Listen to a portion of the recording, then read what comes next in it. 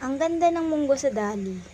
Kasi, unlike sa palengke, tignan nyo. Walang umiibabaw na mga, yung mga parang balat-balat niya. Ayan. Check out. Halos magkano lang siya sa Dali, wala pang 20 pesos, 1/4.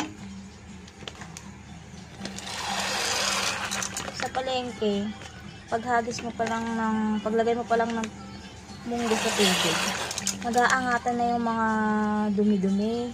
Tsaka minsan yung mga parang walang laman na munggo.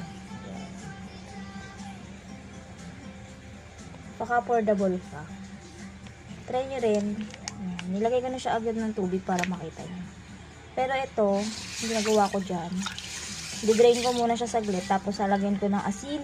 Tapos, lalamasin ko siya sa asin para mas malinis natin siya. Pero tignan nyo naman, no? Parang nalinis na, di ba? Ganda. Walang umiibabaw talaga, oh. Ganda.